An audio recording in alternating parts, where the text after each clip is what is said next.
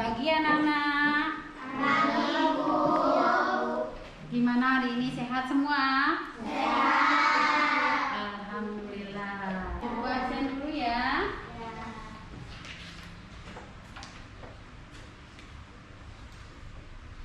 Titan hadir. Alessia hadir. Ya, Aisifa hadir. Semua hadir ya? Hadir. Yang tidak berangkat cuma Ina ya? Ya. Ayo anak-anak, hari ini Ibu akan mengajar yang bertemakan tentang hikmah sholat. Nah, hikmah sholat. Sebelum masuk ke materi hikmah sholat, kita berdoa dulu ya. Ayo, pimpin dulu dong KM-nya. Berdoa.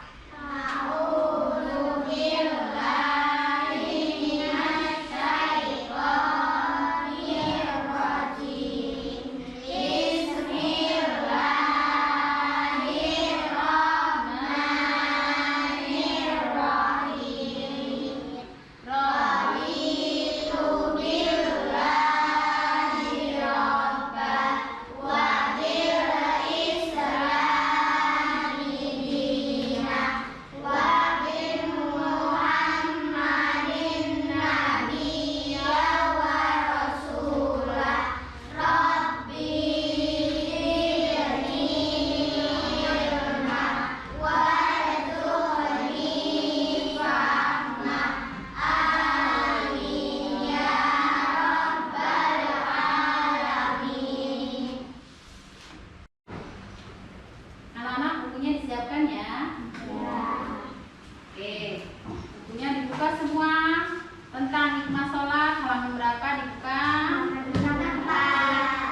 Ya, siap ya, semuanya dibuka ya.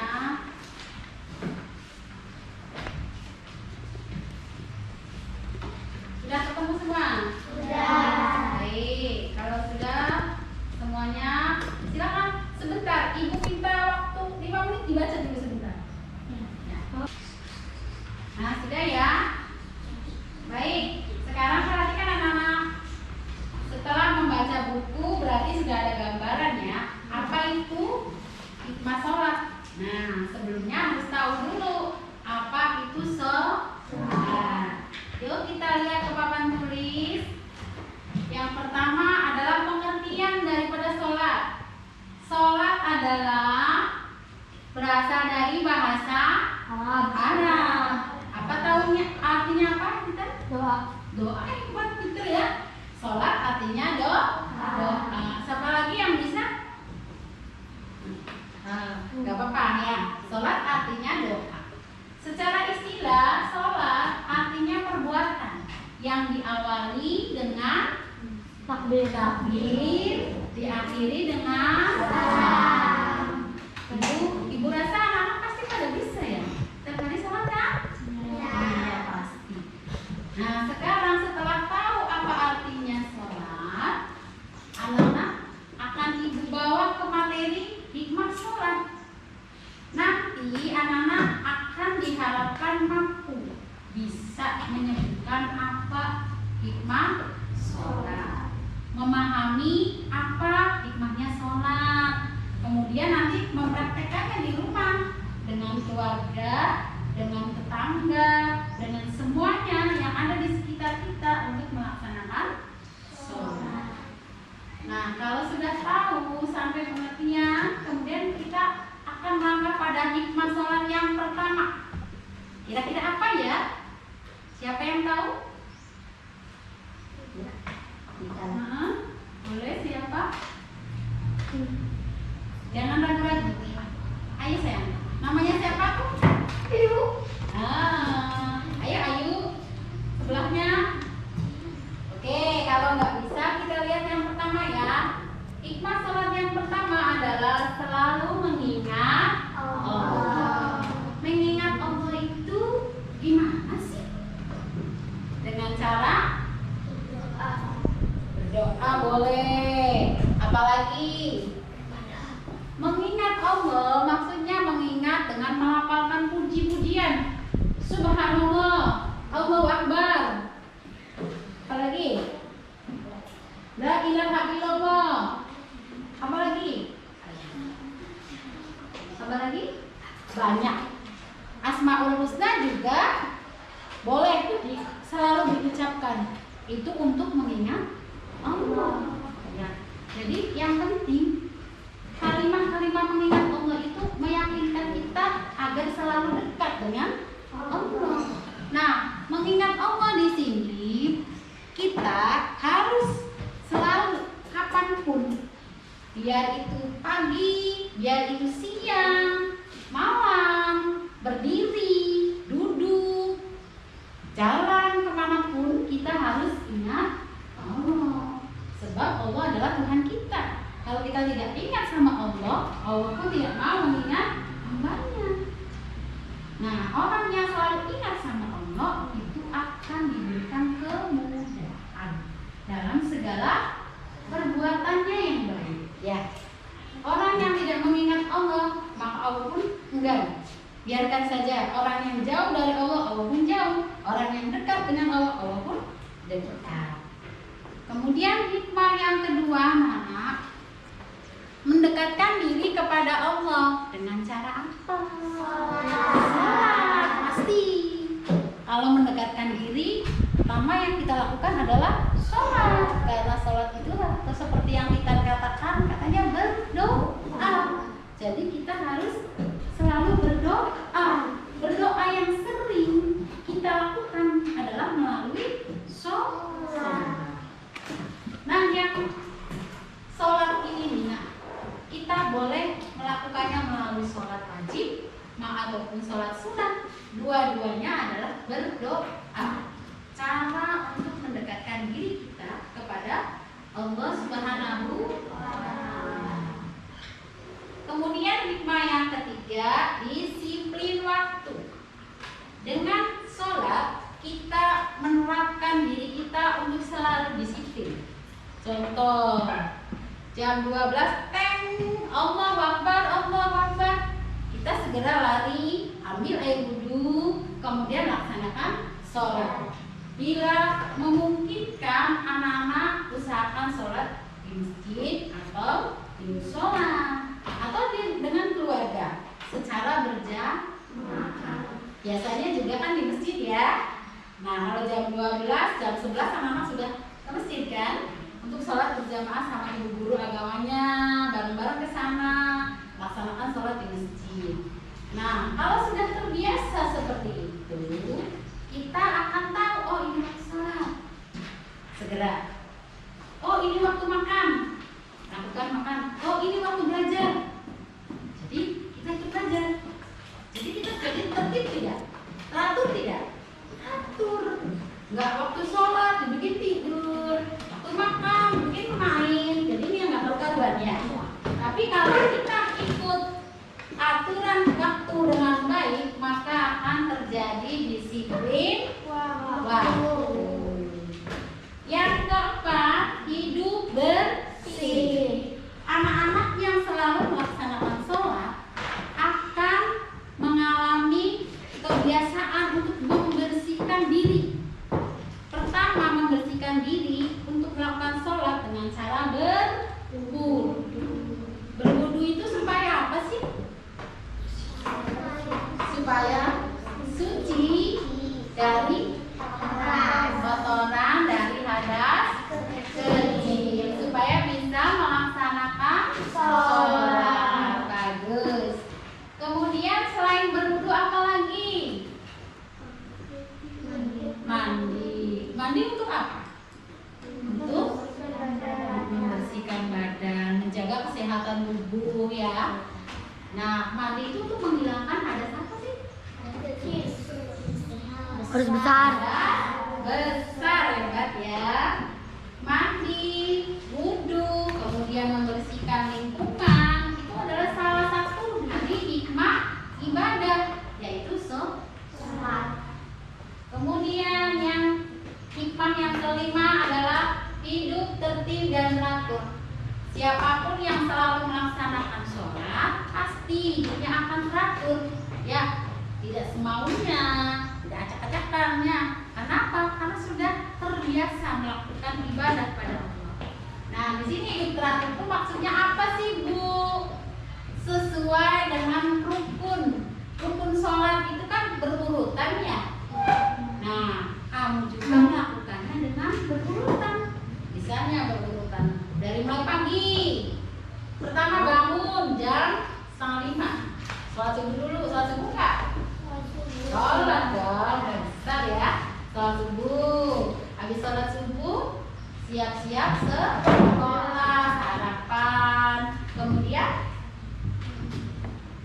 setelah sarapan, pamit ke orang tua, berangkat sekolah, berdoa dulu jangan lupa ya. Sampai di sekolah, masuk ke kelas masing-masing, yang piket, yang tidak piket siapkan buku-bukunya. Jadi tertib tidak? Tertib. Nah, setelah kita bisa melaksanakan hikmah yang kelima, mendapatkan hikmah yang kelima, kemudian kita akan dapat hikmah yang keenam, yaitu bersikap rendah hati. Rendah hati itu apa sih? Rendah hati itu apa sih? Tidak sombong, baik hatinya. Kalau ada orang lain yang butuh bantuan, kita bantu.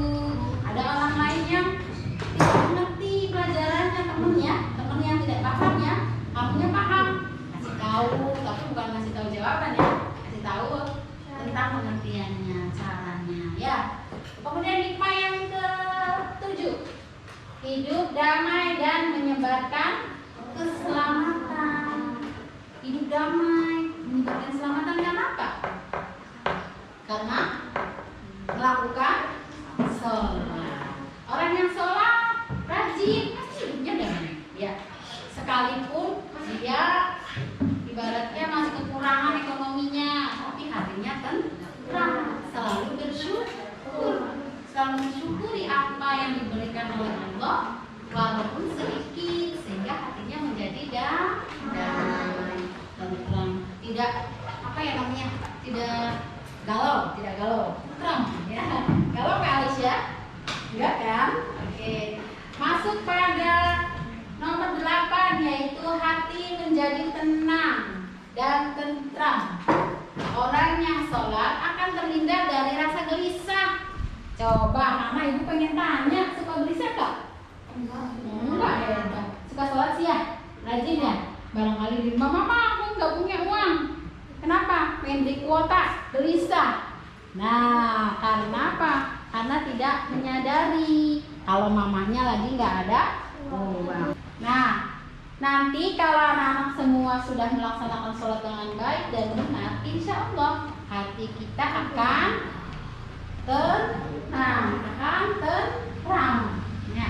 Kemudian yang ke-9, membina kebersamaan, persatuan dan persaudaraan. Sholat berjamaah pasti ya. Kalau persatuan itu sholatnya bersama-sama, bareng, nggak mungkin sendirian. Ukhuwah Islamiyah. Yang satu hidupnya kaya, yang satu hidupnya miskin, yang satu anaknya pinter, yang satu nggak pinter, sama-sama menjadi bersaudara, selalu bersama, kerjasama dalam melaksanakan ibadah. Contoh nih ya, nih dalam, nah ini gambarnya ya. Ini yang sholat ini nggak sendirian, banyak kan. Mereka ini bermacam-macam. Ada yang miskin, ada yang kaya, ada yang jelek, ada yang cakep, semua sama, bersama-sama. Nggak akan ada perbedaan, karena memang Allah menciptakan manusia itu tidak akan ada bedanya, sama di hadapan Allah. Kecuali apa? Kecuali takwa. Takwa ya. Kemudian hikmah yang ke-9, membina kebersamaan, persatuan dan persaudaraan. Ada yang besar, ada yang kecil, ada laki, ada perempuan. Nah, mereka ini bersatu, bersaudara. Ada yang dari suku Jawa, ada yang dari suku Sunda. Biasanya yang di komplek tuh ya, orangnya banyak dari daerah mana-mana. Nah, itu mereka akan bersatu. Dari apa bersatunya? Bertemunya di musola. Kemudian hikmah selanjutnya, yaitu hikmah yang ke-10, menjaga diri dari perbuatan dosa atau mencegah dari perbuatan keji dan mungkar. Nah, sholat itu mencegah perbuatan keji dan mungkar, pasti. Dan dengan ibadah sholat? Nggak mungkin dong. Orang yang rajin sholat tiba-tiba dalam sholat aku kepengen minum yang mabok tuh, enggak kan? Enggak, itu mencegah. Jadi kita dalam batin kita pasti kita ingin berbuat yang baik, ya. Nggak mau lagi berbuat dosa, karena dosa itu menjerumuskan kita. Tapi karena kita sering sholat, kita akan terhindar dari perbuatan yang dosa atau yang tercela. Betul ya, bagus ya, mungkin ya. Kita dari ke-10 ini, anak-anak sudah paham ya? Ada yang belum paham? Ada yang bertanya? Iya? Apa yang dimaksud mengingat Allah? Mengingat Allah. Siapa yang bisa jawab? Apa itu mengingat Allah? Alesya? Yang dimaksud mengingat Allah adalah mengingat segala hasil ciptaannya sambil mengucapkan pujian seperti subhanallah. Alhamdulillah, bisa, bagus, 100 ya. Ada yang lain? Apa yang lain yang bisa jawab? Ya, Niken. Kan ada berapa? Oh, tanya ya Niken ya. Oke, masa ada berapa sih tadi, Bu? Ya, saya. Itu sholat ada 10. Ada 10. Siapa yang jawabnya lain lagi? Boleh. Ya, Nak, ayo. Kalau dapat membantu orang lain termasuk hikmah sholat bukan? Membantu orang lain bahasa sholat bukan. Itu yang paling menolong orang lain adalah Iya. Bagus sekali ya. Nanti dulu bentar ya, Niken, Ibu terangkan dulu tadi siapa yang bilang ada berapa, Bu, hikmah sholat? Ya. Ya, hikmah sholat itu banyak. Tapi yang Ibu terangkan hari ini ada berapa tuh? 10. Kenapa Ibu kok banyak? Ibu cuma 10 supaya kalian bisa mengingatnya. Ya, mudah. 10 dulu ingat tidak? Ya. Kalau 10 sudah ingat, sudah hafal, nanti kesananya kalian akan bisa merasakan sendiri. Oh iya ya, hikmah sholat itu banyak. Bukan hanya 10.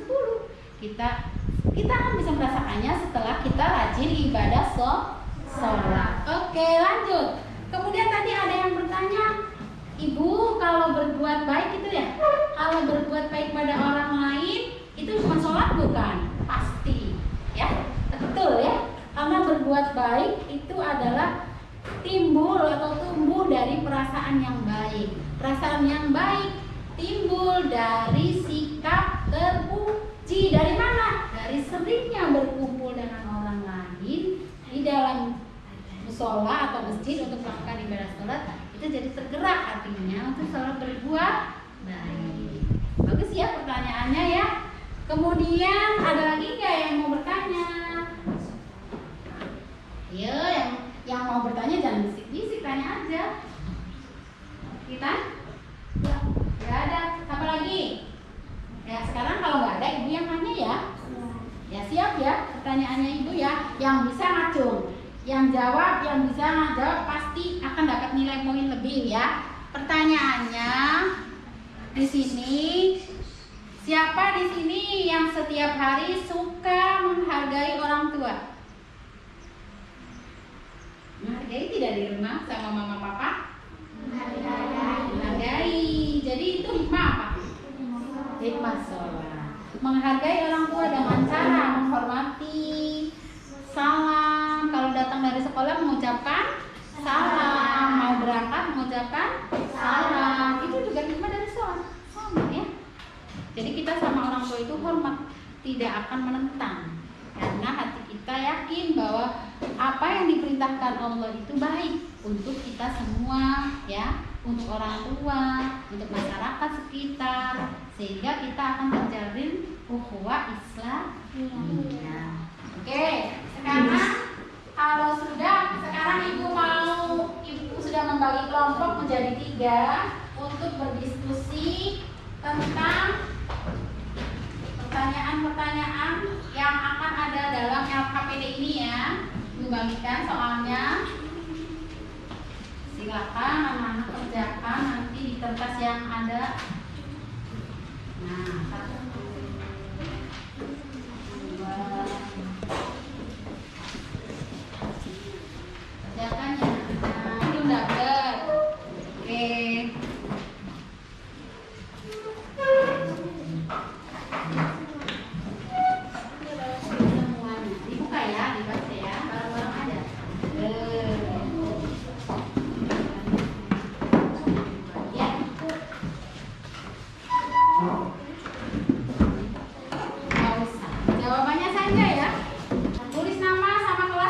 lupa.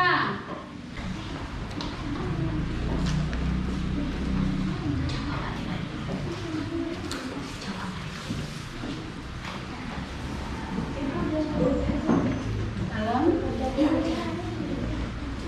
Ditulis jawabannya 1, 2, 3. Kembali tugasnya ya.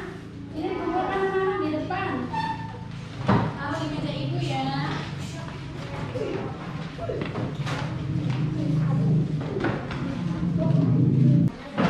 Nah, kalau sudah semua, silakan bukunya ditutup dulu. Ya. Nanti untuk minggu depan akan ada tugas di rumah ya. Nanti siapkan di rumah tentang gambar-gambar yang bersangkut paut dengan nikmat sholat ya. Gambar-gambarnya diapain? Disusun. Misalnya di kertas ya. Nah, di kertas seperti ini disusun gambar sholat, gambar orang sedang berbuat baik menolong orang lain. Boleh lihat di Google. Boleh lihat di mana lagi? YouTube, di mana saja. Barangkali ada dari majalah, dari koran boleh. Semua tempel diurut-urutin, minggu depan dikumpulin di sisi ya. Oke?